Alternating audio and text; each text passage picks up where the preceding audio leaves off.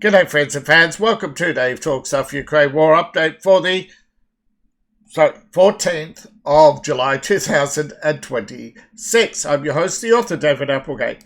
And as the war continues, I'll continue to bring you comprehensive news and opinions on events surrounding the Ukraine war.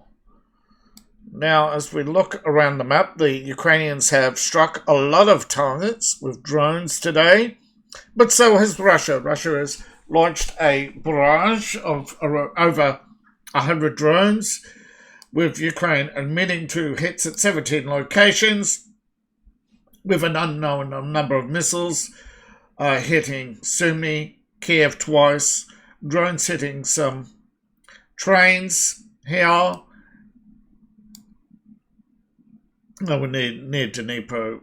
Then we also have attacks on Zaporozhye, Kavyi, an attack over here in Shlynorovkov. Now, as we'll get to the blue shortly, but of course Ukraine has hit targets in Donetsk. They love to attack Donetsk. Of course, Kharkiv got hit.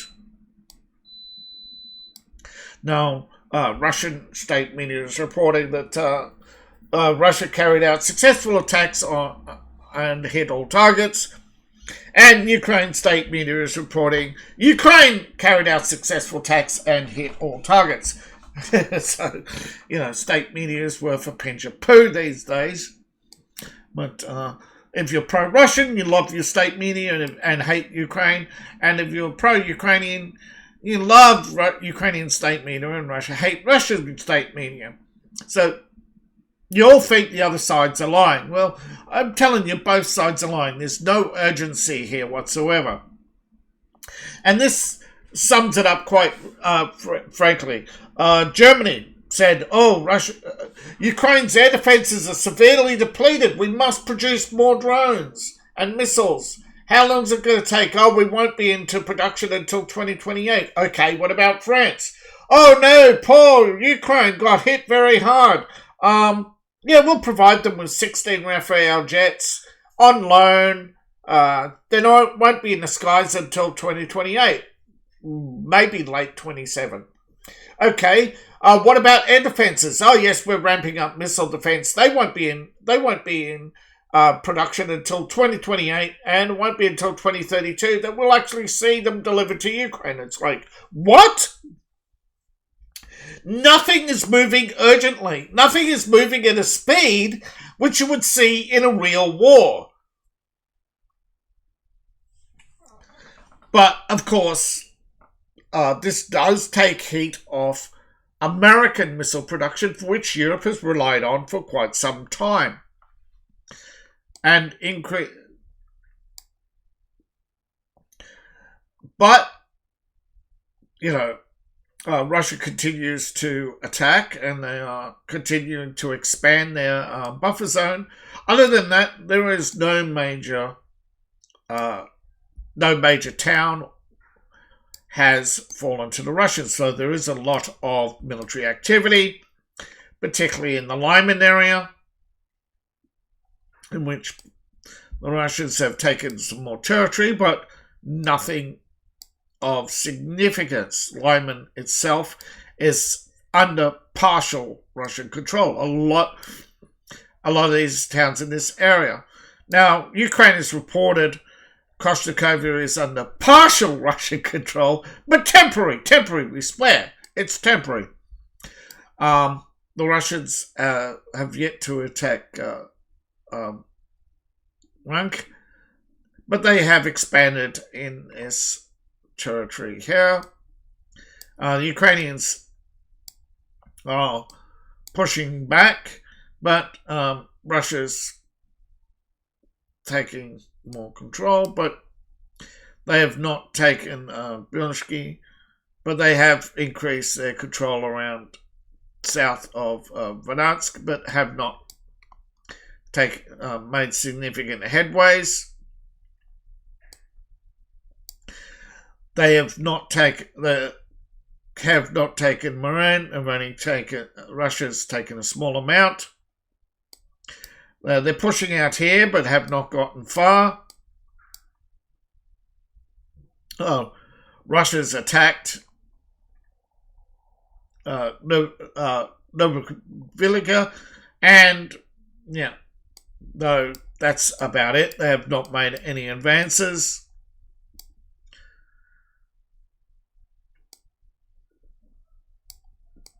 Now, Russia has taken some of the territory they've lost here, but not all of it. And they have been pushed back here and all the way through here. But the Russians stopped the Ukrainian advance here and, yeah, here and here. But it's more of a trade of territory, in which whatever Ukraine has taken came at the cost of lives, and yeah. And it's only in the buffer zone that Ukraine has advanced, the contested territory, which tomorrow will still be contested territory. The Russian lines have not broken. They've only pushed back to the front line. See, there's the front line and the patrol zone, and they've only retaken towns in that patrol zone. Yeah. So, nothing of significance here whatsoever. Now, yeah, the Russians have made advances, and there's still clashes going on in this grey zone, which, again, Zaporozhye mayor is reporting is the outskirts of Zaporozhye city. But of course, cities, these days, most cities, they're broken up into small and sometimes autonomous zones. Ukraine's like that. They have a city and then all these satellites around it. But they're all under, this circle here is all under Zaporozhye. And see. But yeah, the European alliance has decided that they're not going with Trump's Golden Dome, I think. Yeah. No, they want to develop their own ballistic missile, anti-ballistic missile capabilities with Ukraine. Yeah. So all of Ukraine's technology is based on Russian. So yeah. This is the state of the war. The Ukrainian conflict is strategic pressure. Europe wants to dominate the world economy, and they want to bring the US down, and of course they're happy to do that with their Indian and Chinese partners. Of course, we all know that China's going to betray India, India's going to betray China, India and China are going to betray Russia, India and China are going to have betrayed Russia, and they're going to betray Europe. Everyone is betraying everyone right now. And the US, of course, is getting all the shtick, but they're the only ones keeping you from being dominated by China. And all of this is a prelude to China. China has claimed strategic territory belonging to the Philippines, including outer islands. They're not making any bones about it anymore. They're openly declaring that they're going to take, if they're going to take the Philippines, that means they're going to take Japan, South Korea, Taiwan, and all the islands in between. And they're most likely also going to invade South Vietnam. They invade Vietnam. And while they're out, probably take Laos and a couple of other countries with them.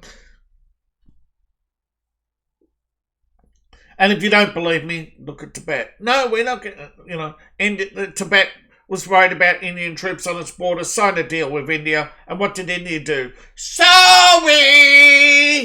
Yeah, can you rely on India? No. They're gonna do their own thing and then afterwards just say sorry. They're gonna betray everyone. And you know it. They want to be the Europe to China. China wants to be America and India wants to be Europe, and they're going to tear up the world to do it because they complain about colonizers, but they're just sore losers who now want to be sore winners. So that's the state of the Ukraine war. It's all experiments. It's all betrayals. It's all lies. And Zelensky is just soon to be forgotten. As if this war goes much longer, Ukraine's not going to tolerate it. The Ukrainian army can't continue sending Ukrainians to die just so China can undermine Europe. Because China wants to peel the Europeans off America, and the communists in Europe are quite happy and willing to do it. But with Europe slowly destabilising and crumbling due to its own incompetency, they're going to start buckling under. They've been trying to hide the fact that you've been genocided, and now they can't hide it anymore, but they're hoping it's too late for you to do anything about it. And for most women, they won't turn around and have kids. So the elites are quite happy and sit back and just slowly pressure you into your grave. And so many Europeans are quite willing to go, yes, we'll gladly go. Oh, thank you very much. So, yeah, I don't see the Ukrainians putting up to this much longer. But I don't know how they're going to do it. I don't see the Ukrainian army stop fighting, but the resistance to fight, the resistance just isn't there yet. But it's slowly gathering with the riots in Lviv yesterday and protests outside of Kiev today. The Ukraine war is not. The media is just covering up any bad news. They are kissing Zelensky's ass, but you can see what a worried man he is. Yet Europe's not treating this very seriously. Because again, they want to wear down Ukraine. They want to turn Ukraine into a playground.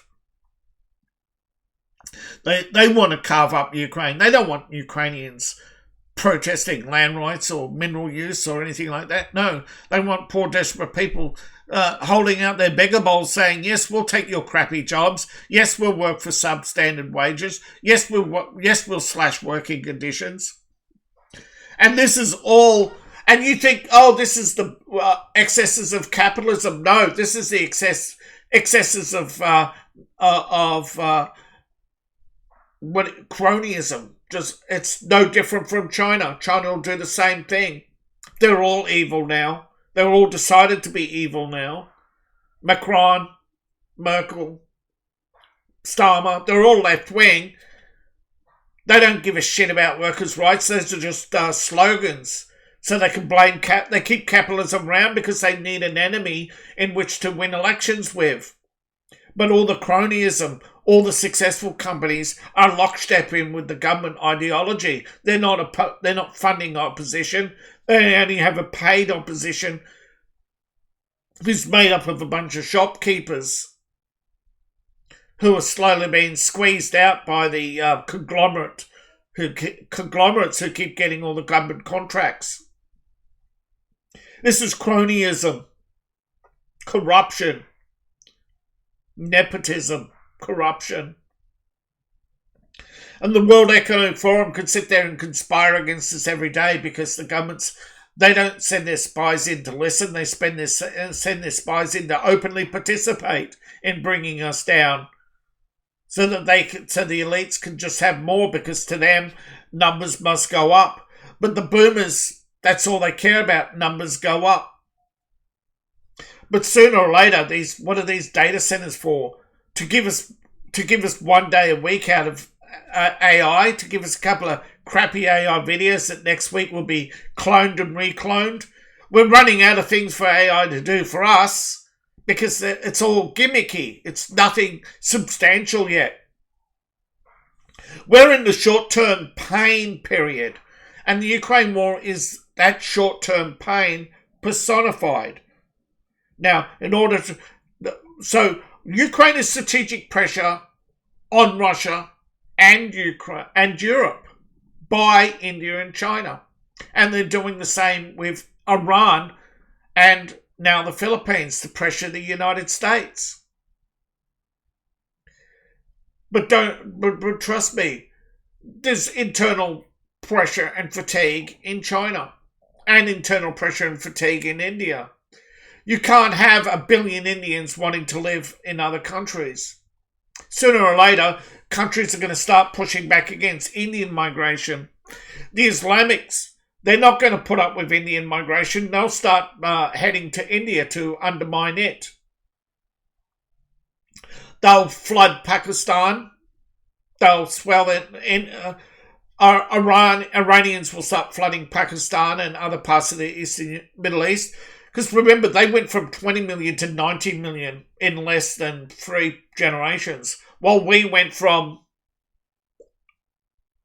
basically 200 to 300.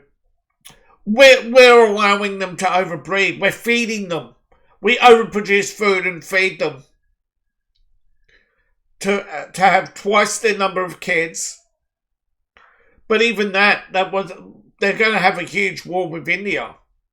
It is the inevitable. This is India trying to work out. This is India trying to work out their survival because they know the Islamics are going to come for them. And I think as the Islamics fail in Europe, they're going to change their course and realise that they want big, large, open territory with lots of resources. They have to take India. Europe was just for the wealth to cripple Europe, but really they want Africa. That's the ultimate goal, and they're progressing in Africa as well. All this is just strategic pressure to keep us from enacting our own survival. This is to keep Europe under pressure to cave to Chinese in the United Nations. This is the problem that happened, and you can blame Jimmy Carter or Woodrow Wilson for all I care. The ultimate thing is, I blame you now because Joe Biden and Kamala. Mandami should have zero support in the United States. He should be railroaded as a traitor. But because you do nothing about Ukraine, all the Democratic Socialists, Bernie Sanders should have been executed as a traitor long ago for his collaboration with Russia in the 60s. But you don't do it. You keep talking about taking over, but you don't run for government.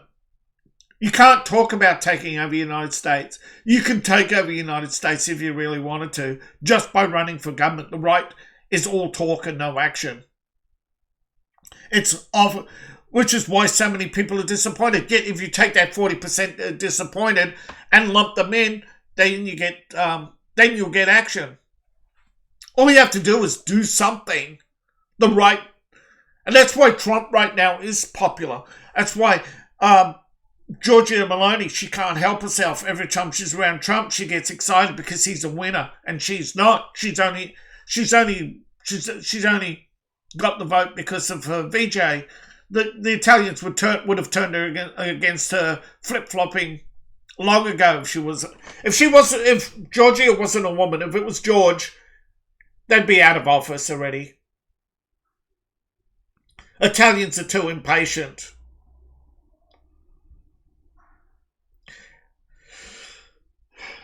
They always want things now and easy, which is why they've been failing at everything they try and do. That's why they turn to the mob. They want everything easy. Just bash someone over the head and make them do it. But it's part European mentality. Just give me my tea and Bickies and I'll be fine. Give some Germans some sauerkraut and beer, and then they'll go back to mumbling and groaning. But ultimately, they want AFD will continue to come in second place while the vast majority are easily scared by calling them a racist, if you do. So why call for the end of the Ukraine war when time and time again? No, because Yes, I know I'm bashing my head against a brick wall. I know that the majority out there can't be saved. But while there's still people coming, that means there are people who can still be saved. Saved from the madness that is ultimately boredom. People are doing this because they're too stupid to sit down and read a book. No, they've got to play pathetic politics all the time. They've got to sit online all day and rage about the orange man. And before that, it was raging about Bush. And before Bush, it was, all they do is the same rhetoric over and over again. But Gen Z is different. Maybe Gen Z will actually see that all it is evil old men like George Soros, Bernie Sanders, who constantly enact corruption and crime and funnel government money into non-government organisations, who spend most of their money undermining countries so they can make more money on the stock market and wild swings of the stock market. And it doesn't matter, capitalism, communism, it's the same thing. Cronyism. It's not capitalism. It's not, see, we don't have a free market. That's the problem. People keep talking about freedom, but we don't have a free market. I can't start an AI company tomorrow and get the money to. I can't start any business. It's not a free market. It's not a free market to enter and participate in. There is no large business incentive, and we're reaching the point where there's too many businesses, too many organisations competing for a shrinking market. Because as people get older, they're buying less. And as minimalist lifestyle spreads throughout the world, because a lot of countries, they see disaster after disaster, so they don't invest. So every time there's a disaster, they don't turn around and build up a lot of I've seen it for myself. So many countries, I have seen at least a dozen countries, and it's the same thing. In most areas with bad weather or wars or any conflict, people don't own anything. All they have is a wardrobe of clothes, maybe a TV, maybe a couple of books. That's it. Their economies are dead. The world economy is going to shrink, not because there are less people, but because there are less people buying things. There are too many YouTubers, and it's only going to get worse. And so YouTube is going to squeeze more people out because the audience isn't spreading. The audience has been focused. And so they're picking winners and losers to control the narrative. That's all YouTube is to control the narrative. And once they control it, they'll get rid of 90% of us because they don't need us anymore.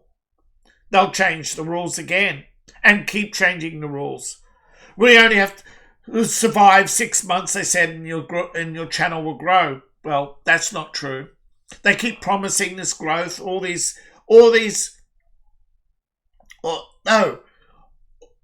everything is being undermined by the Ukraine war because it spreads misery. So I'm trying to undermine the Ukraine war so that it's ended, to stop that misery, to stop the stupidity. Because misery is a drug. You look at it particularly in Europe. And you shouldn't need alcohol. You shouldn't need recreational drugs. And hopefully, and that's the problem around the world, is that you get more people. This is what ultimately is driving the warmongers, right? The warmongers don't have any regard for the people. All they care about is more. And They're not fighting for liberty. So yes, it's always, they always try to make things sound good on paper. You know, the People's Liberation Army. Yeah, who are they liberating the people from? You're the oppressor. You're the criminals. When you have a government that can't be removed from office, the criminals become the government. And then they spend, you have the Amy Klobuchars and the Elizabeth Warrens who sit there forever spewing the dumbest things. And yet nobody pays attention. Like, generations ago, when I was a kid, politicians who were laughed out of office, now they're celebrated for being idiots. And I know Trump's a performance. I've seen the man enough to know it's a performance. But most of these But while there are people still out there wanting to be saved, I will continue making these videos. But we have to do something more than moan and groan. I really need your support. And I hopefully have it. So please, support the channel today. Links in the description below. I really need your support. My computer, I've had to,